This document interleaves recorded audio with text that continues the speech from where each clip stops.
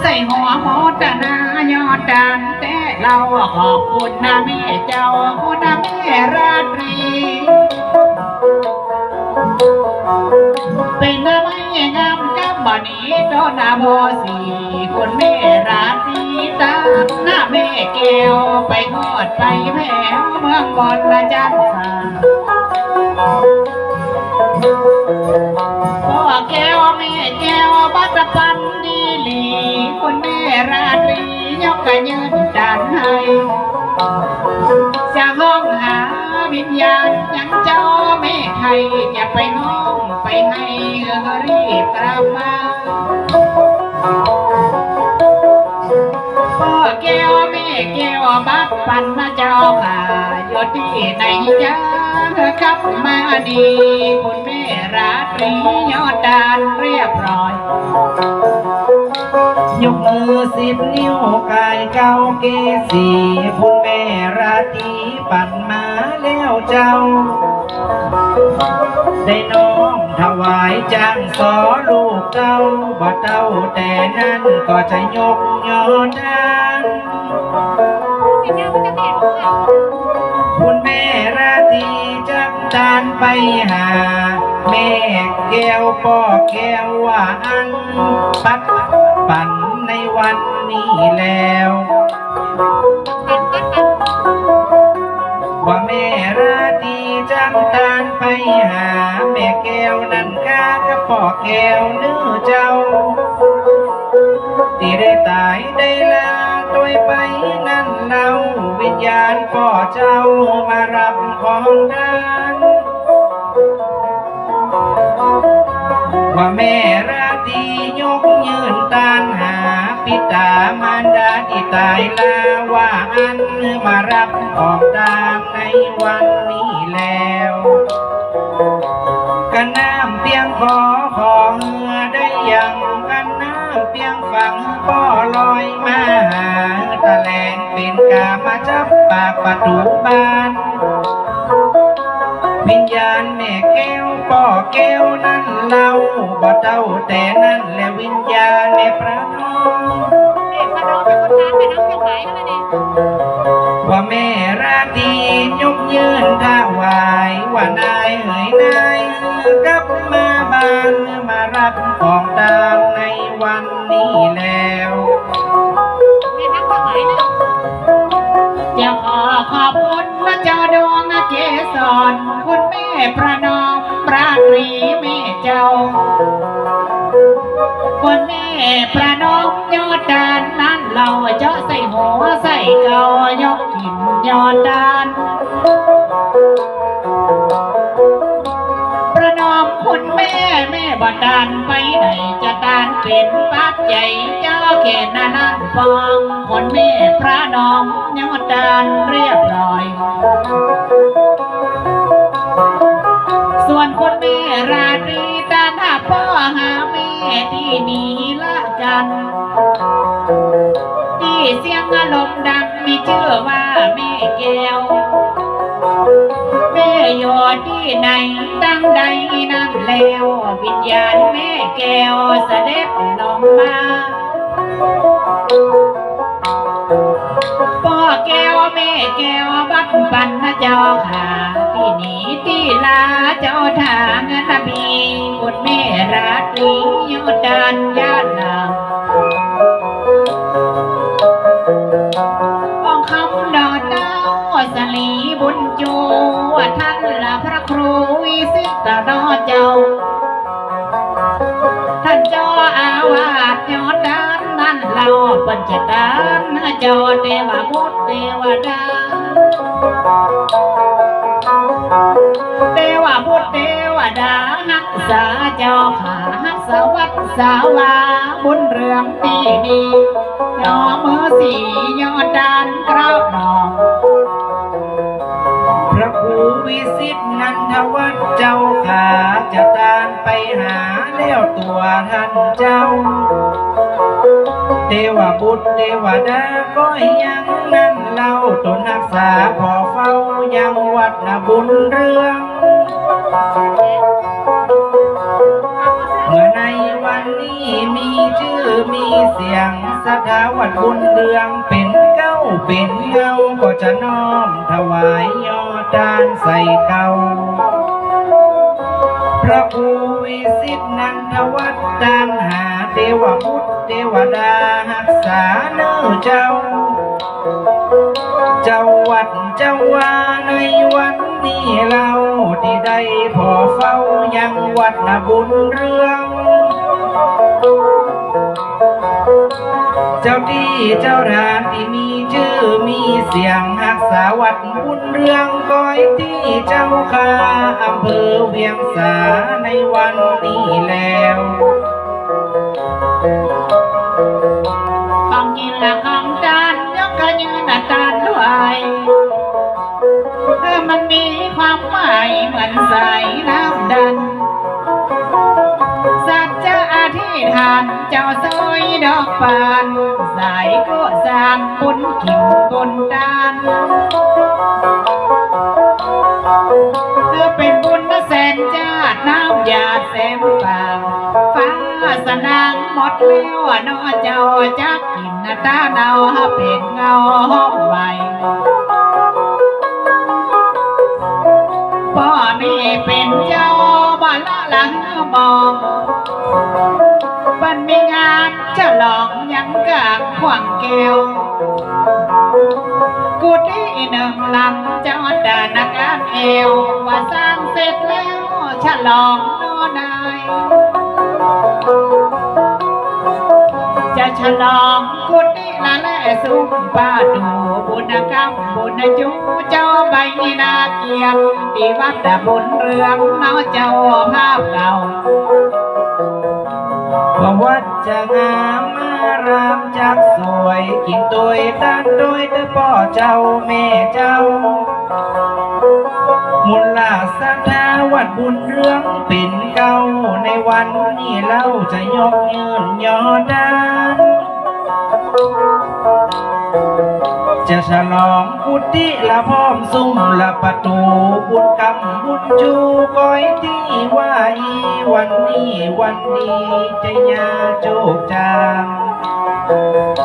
หัวใจโจกจ้างใหญ่กว้างดีหลีมือสั่นวันนี้จะยอดดานใส่เก้า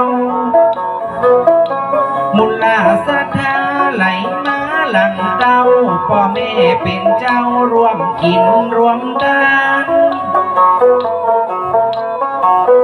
จะฉลองกุฏิละพร้อมซุ้มละประตูบุญไหลมาจูก้อยที่เจ้าข้าก็จะย่อมือสาในเวลานี้แล้วสาธุละพี่น้องมองสาหมดละสัทธาโลไหลนั่งเขาว่าวัดแต่บุญเรืองหมดเมืองกันเตียงเดาสัทธาเจ้าปาริกุลนังว่าสัทธาเก้าว่าคือเจ้าของการเจ้าของงานนะเพสีเนื้อยนสัทธาคู่คนละพร้อมใจแน่ศรัทธาไปนอกจิตใจเลี้ยงใสศรัทธาไปในสัมมนาละดูเจ้าตั้งศรัทธาไปตั้งศรัทธาเก่าจังสอว่าเจ้าขอเป็นศรัทธาเอาเสียงซอเสียงจ้อยออกถ้อยพยาขอเป็นศรัทธาโดยพ่อแม่โดยกินโดยตามโดยความโดนยากนาศรัทธาไปนอกผู้ใหญ่กำนั้นเปิ้นก็พร้อมใจกันพ้องพี่น้องเจ้าบ้านศรัทธาไปในพระสงฆ์องค์เจ้าที่ได้เป็นเก้าทำบุญทำทานจ้างสอลูกเราได้มานั่งกลางพามจะลำดับลำพันงานบุญไหวมือสั่นวันดีในวันนี้แล้วว่าเป็นงานบุญนี่ยังตึงเปิ้นแล้วยังตึงดูสลองสุ่มประตูกุฏิละเนื้อ เจ้าว่าวัดบุญเรืองคอยที่นั่นเล่าตำบลไหลนานอำเภอสาใจตั้งแต่วันที่9 ถึง 11ละนี่นามกกะลา8ว่าอันเปิ้นกับพร้อมใจกันในวันนี้แล้ววันนี้หาใดพ่อเจ้าพ่อจอแม่จอจะมีงานชาดอกมันฝนตกกระน้ำนองป่าฟ้องมิดเป็นตึงบ่อนอกตัวนี้ฟันดังอีกเว้นเจ้าจะไต่ตามเส้นเจ้าจะเล่นตามลายจะสาธุได้ยินดียังมามีความหมายเอาเสียงสอนน้องไว้ไปยังพระเจ้าค่ะท่านพระรามาหาองค์คำมาดังดาวมีงานมาฉลองเจ้าว่าบินเลิมตั้ง3 วัน 3 คืนน้องพ่อแม่เจ้าว่าวัดบุญเรืองในวันละนี้เราศรัทธาเก้าเงาจักถิ่นยอดดานจะสาธุได้ยินดีที่ใจบริการจำสอยนางแพรสีเนื้อดินศิลปินนติดดินน้องเจ้าพี่น้องสนุกคือคืนที่อื่นบ่เหมือนเจริญลุ่งเรืองก้อยแหมเนื้อเจ้าว่าวัดบุญเรืองงานบุญนั้นเล่าสาธุเจ้าปิติละยินดีจะเจิญดาวทั้ง4กับขันแก้วทั้ง3มาเป็นละพยานก้อยแหมว่าอันมาในวันนี้แล้วสถาวัดบุญเรืองมีงานมีการก็จะยกมือวาง10 นิ้วใส่เก้ามุลาศรัทธาหลายคนนั้นเล่าต่างก็เป็นเก้าจะยกเยินยอดานจะได้กินได้ทานควงแก้วทั้ง3วัดวาอารามก้อย3แก้วเจ้าบุญเต่าดอยเต่าเขาในวันนี้แล้วมีการมีงานก้อยยังวันนี้ตึงน้องตึงพี่เปิดได้พร้อมใจกันเจ้ายังเป็นหลักฐานก้อยแหมเนื้อเจ้าจังจ้อยจังซ้อผู้เป็นลูกเป็นเต้าจะถามแม่เจ้าก้อยเห็นแม่จำเนียนพี่น้องศรัทธาตั้งตูบตั้งผามจะเอาอย่างงามมานก้อยเห็นว่าอันเป็นหลักเป็นฐานในวันนี้แล้วมีงานวันนี้เจิญเต้าตั้งเสดขันแก้วตั้ง3เป็นสักขีพยานห้ามบานน้อเจ้าปันไปจักหลับไปเจอนาสีเต้าผู้เท่าหามาพ่อเฝ้าคำกินขวดดานปันเจอนาเต้าตั้งสีและขันแก้วตั้ง3อย่าบอกคือฟังมาแค่โดยลำปองฟังเด้อสุนทรนายมอนลูกหน่อยมีการมีงานเจิญเต้าตั้ง4กับขันแก้วตั้ง3วันนี้ลูกจะถามต่อไปเนื้อเจ้าว่าเต้าตั้ง4มีกี่องค์นั้นเราจะถามแม่เจ้าก้อยแหมต่อไปว่าแม่จำเนียนก้อยยังนักหนอจังจ้อยจังซ้อจะขอถามว่าอันก้อยไข่ละบำต่อไปแต่ว่าเต้าสีนั่นละมี4 โดนตึงลงมาตึงบนละซ้ำมี6 ห้อง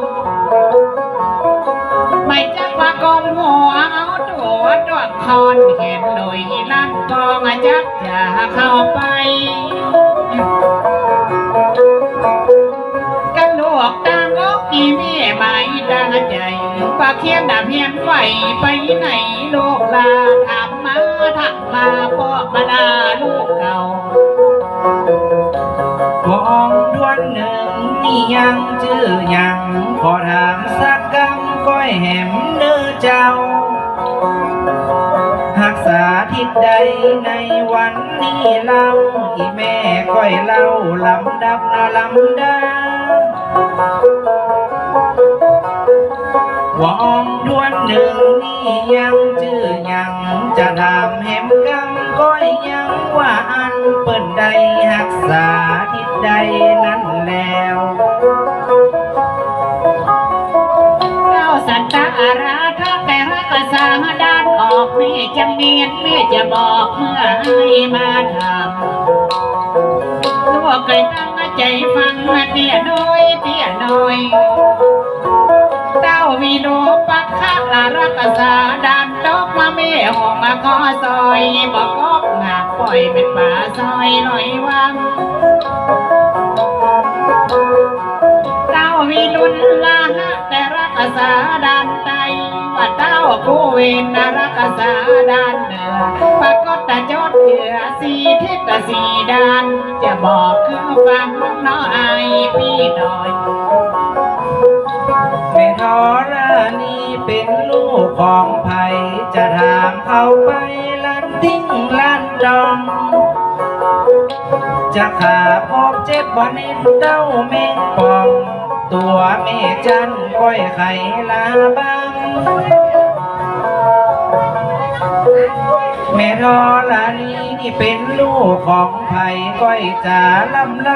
ออกมาว่าอันขอถามสักคำในวันนี้แล้วฝ่าเต้าทั่วลงไม่นั่งของทั่วลีพ่อแม่ไม่ทอละนี้เด้อตัวลูกเจ้านับปัดเดิงอาลูกไปนับปัดเดิงอาลูกเก่าลูกพ่อใจเจ้านั้นมี3 องค์ฝ่าเต้าเนื้อนาดอาจเนื้อหลวงเจ้าพวงทั่วลีไม่ทอละนี้แม่เป็นลูกลาตำในตำราว่ามายังดียินดีต้อนรับละพี่แก้วน้องขวัญป้อนแห่ขบวนนักขวดดำน้อเจ้าเข้ามาสู่วัดในวันนี้เราขอต้อนรับเจ้าในเสียงจ้อยเสียงซอยินดีต้อนรับพระเตตักระดังนอหลอนจังซอย่อสาเมื่อไวจะผาท่าไหลในงานครั้งนี้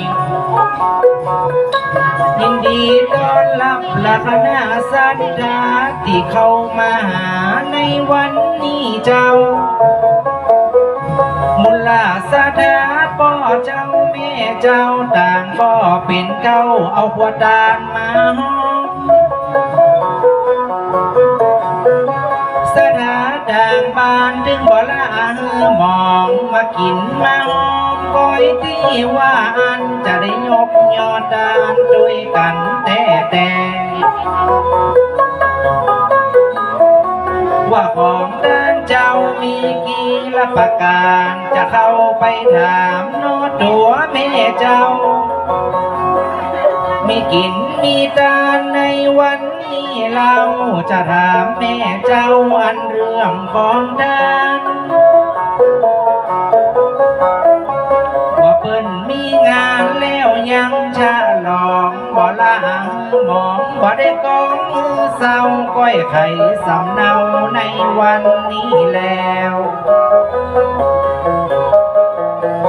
ของด้านพ่อแม่มีห้องประกาศจะญาติน้ำมาความขัดนะวันน้ำลูกน้อเจ้าวันละละสัตหาเลาะไหลนี่นั่งเขาบ่เจ้าแม่เจ้าจักขึ้นยอดดานของ ปาการปากก็จะเจอนำโดยกันนะเจ้าค่ะพี่น้องเอาอะไรมารับเรา ของด้านเจ้ามีหกหลับประการจะย่อมือสาร10 นิ้วใส่เก้าตัวลูกจะถามยังประการเลขเก้าป่อเจ้าแม่เจ้าจะด้านไปไหนตั้งใดประการที่1จากด้านไปไหนแจ้งเหมือนไฟใส่เหมือนน้ำกว้างว่าลูกขอถามในวันนี้แล้ว